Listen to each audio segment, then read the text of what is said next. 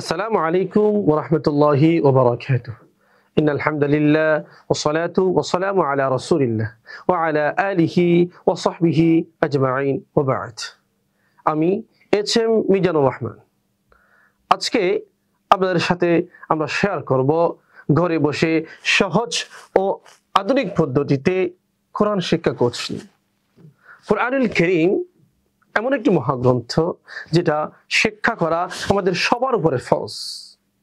আমরা যদি কোরআনুল কারীম শিক্ষা গ্রহণ না করি আমরা নামাজ পড়তে পারবো না। আমরা যদি নামাজ না পড়ি আমরা নিজেদেরকে মুসলমান হিসেবে দাবি করতে পারবো না। এই জন্যে আজকে আপনাদের জন্য আমরা নিয়ে এসেছি ঘরে বসে সহজ ও আধুনিক পদ্ধতিতে কোরআন শিক্ষা কোর্স। আমাদের এই কোর্সটাকে আমরা সাজিয়েছি দুইটা অধ্যায় দিয়ে। প্রথম অধ্যায় আমাদের এই কোর্সে আমরা সাজিয়েছি, এই কোর্সটাকে আমরা আপনাদের জন্য সাজিয়েছি যে প্রথম অধ্যায় অক্ষর পরিচিতি। কোরআনুল কারীমের যে হরফ আছে 29টি হরফ, আলিফ, বা, তা, সা, জিম, হা, হা, এভাবে যাইতে যাইতে ইয়া পর্যন্ত যে হরফগুলো আছে এই হরফগুলোর পরিচিতি সম্পর্কে আমরা আপনাদেরকে ইনশাআল্লাহ ধারাবাহিক ধারণা দেওয়ার চেষ্টা করব। এই হরফগুলো যখন আপনাদের কাছে আমরা পরিচয় করিয়ে দিব আপনারা সহজে ইনশাআল্লাহ কোরআনুল কারীম তিলাওয়াত করতে পারবেন। তারপর আসেন আরবি হরফের উচ্চারণ পদ্ধতি তথা মাখরাজ, যেটাকে বলা হয় যে মাখরাজ জানলে আরবি হরফের উচ্চারণ, কোন শব্দটা কোথায় থেকে উচ্চারণ হচ্ছে সেই বিষয়টা যখন আপনি জানবেন আপনার কোরআন তিলাওয়াতের যে অশুদ্ধ ভুল আছে সেটা খুব সহজে আপনি শিখে যেতে পারবেন। কারণ মাখরাজ অনেক গুরুত্বপূর্ণ। হরফ যেটা যেই জায়গা থেকে আসতেছে সেই জায়গা থেকে যখন আপনি উচ্চারণ করতে পারবেন আপনার সহজ হয়ে যাবে কোরআন শেখাটা। মাখরাজ শব্দের অর্থ আমরা জানি উচ্চারণের স্থান। হরফ কোথায় থেকে কোন স্থান থেকে উচ্চারণ হবে সেটা আপনাকে জানিয়ে দেওয়া হবে ইনশাআল্লাহ।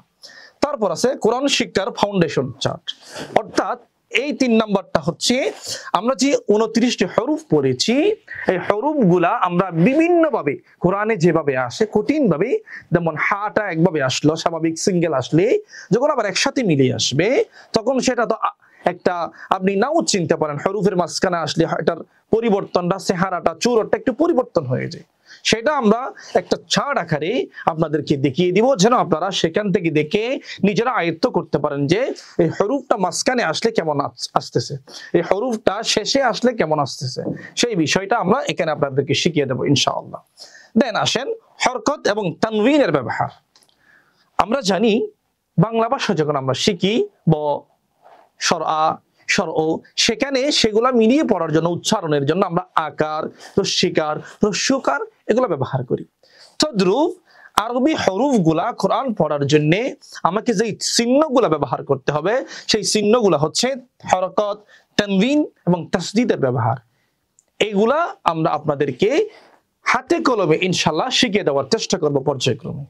তারপর আসেন জজম এবং তাসদীদের ব্যবহার, যে জজম কোথায় ব্যবহার হবে, কেমন ব্যবহার হবে, কোনটা জজম হবে, জজম ব্যবহার হলে আমার উচ্চারণটা কেমন হচ্ছে, তাসদীদের পরিচয়, তাসদীদ জিনিসটা দেখতে কেমন, সেই পরিচয়গুলো আমরা ইনশাআল্লাহ আপনাদেরকে প্রথম অধ্যায়ে শিখিয়ে দেব। তারপর আসেন দ্বিতীয় অধ্যায়ে আমরা আপনাদের জন্য কিভাবে সাজিয়েছি। দ্বিতীয় অধ্যায়ে আমরা আপনাদের জন্য সাজিয়েছি যে তাজবিদের সংক্ষিপ্ত ধারণা। তাজবিদ যদি আমরা না জানি, কোরআনুল কারীমের মাদ যে কোনটা কত আলিফ টানতে হবে, কতটুকু মাদ করতে হবে, এমন আছে যে মাদ না হলে আবার কোরআনের অর্থ মিনিংটাও চেঞ্জ হয়ে যাবে। মাখরাজ যদি আমি যথাযথভাবে উচ্চারণ করতে না পারি এমন হবে যে কোরআনের আয়াতের যে মিনিং আছে মিনিংটা চেঞ্জ হয়ে যাবে। এই জন্য আমরা তাজবিদের যে সংক্ষিপ্ত ধারণা আছে, নুন সাকিন, মিম সাকিনের যে ধারণাগুলো আছে সেগুলো আমরা আপনাদেরকে ইনশাআল্লাহ সহজে দেওয়ার চেষ্টা করব। তারপর আমরা আপনাদের জন্য নিয়ে আসলাম সূরা প্র্যাকটিস করা। আমরা মুখে মুখে আমাদের সাথে ইনশাআল্লাহ আপনাদেরকে যে সূরাগুলো আমরা নামাজে পড়ে থাকি সেই সূরাগুলো আপনাদেরকে আমরা ইনশাআল্লাহ প্র্যাকটিস করিয়ে শিখিয়ে দেওয়ার চেষ্টা করব ইনশাআল্লাহ। তারপর আমরা ওয়াকফের চিহ্নসমূহের পরিচয় আপনাদেরকে করিয়ে দেব।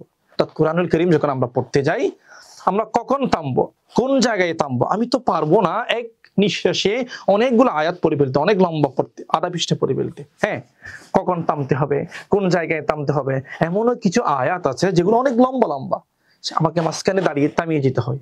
তাহলে কোথায় থামতে হবে, কখন থামতে হবে, কতটুকু থামতে হবে, ওই চিহ্নগুলো কেমন দেখতে, সেই সম্পর্কে ইনশাআল্লাহ আমরা দ্বিতীয় অধ্যায়ে আপনাদেরকে জানিয়ে দেব ইনশাআল্লাহ। চলুন আমাদের সাথে থাকুন। আমাদের সাথে থাকলেই ইনশাআল্লাহ আমরা খুব সহজে অল্প সময়ে আপনাদেরকে কোরআন শিখিয়ে দিতে পারবো বলে ইনশাআল্লাহ আমরা আশাবাদী। চেষ্টা করব পর্যায়ক্রমে আমরা ক্লাস ওয়াইজ আপনাদেরকে ইনশাআল্লাহ আমাদের কোর্সের বিস্তারিত ইনশাআল্লাহ আপনাদেরকে আমরা ক্লাস হিসাবে দিয়ে দেওয়ার চেষ্টা করব।